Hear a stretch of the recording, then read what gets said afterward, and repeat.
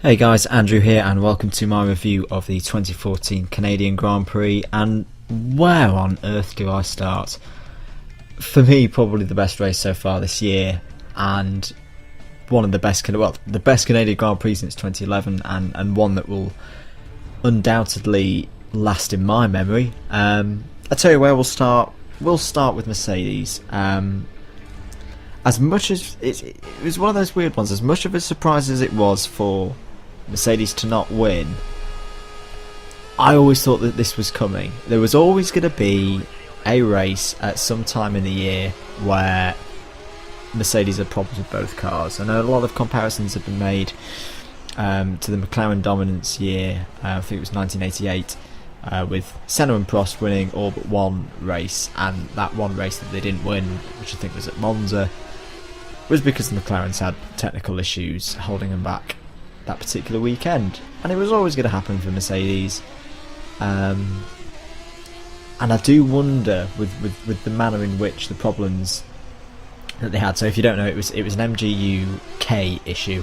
So basically they lost all the kinetic energy recovery power and lost up to 160 brake horsepower, which is why they were so slow in a straight line.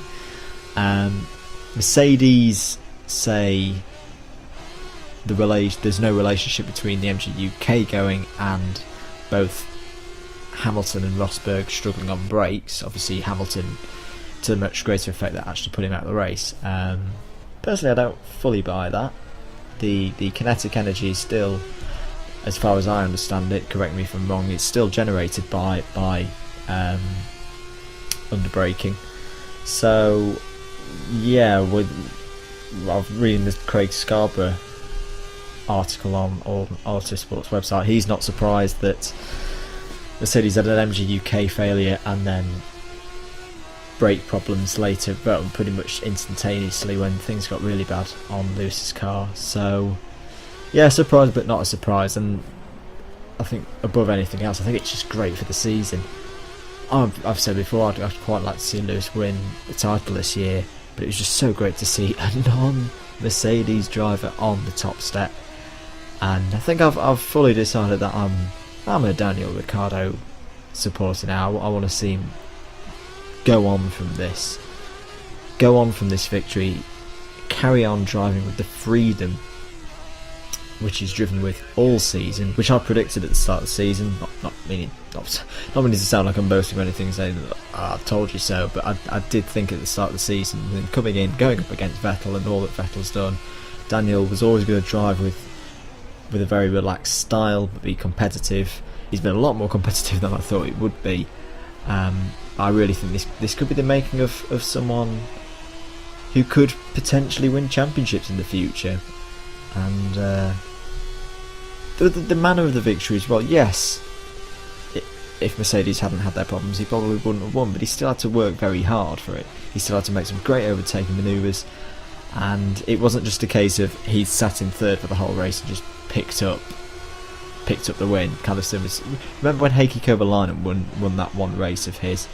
It was pretty much because he just kept his car on the road, didn't do anything particularly special that day, and Massa's engine in front of him expired.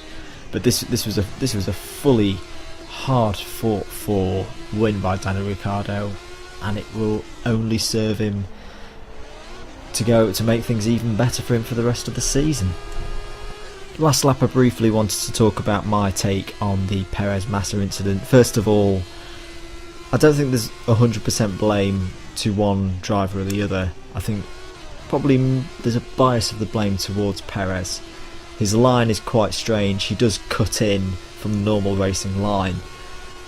I wonder if he was trying to dive back down the inside of Vettel. I think it would have been a very brave move to do so, and probably wouldn't have worked, but that's the only reason I can think he'd made that sort of manoeuvre to the left. And it kind of typified both drivers' seasons or recent careers, that even though they were in great positions for great points for teams that really needed those points, they weren't able to deliver. Perez has been given a 5-place grid penalty for Austria. I think that's the correct decision to make.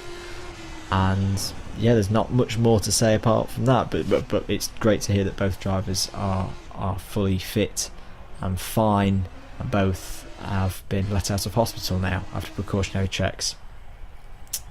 Lastly though, I really wanted to praise the effort of the marshals this weekend. I couldn't help but notice how quick the marshals were onto that incident, and that took real good. There was about 3 or 4 guys who were straight in, even though the track was probably, I know the yellow flags will have been out, but the track was still live. And the bravery of those marshals to get right in and check that both Felipe and Sergio were okay, that was really admirable, and I tip my hat to those guys, especially 12 months on from the tragic death of Mark Robinson, and they're a testament to what marshals all over the world do. So I hope you've enjoyed the video. If you have, then give it a like. If you want to hear more from me, then click that subscribe button in the top right hand corner. I've been Andrew the Blade. Hope you all have a good week. Tune back in for Le Mans videos, and I'll see you guys later.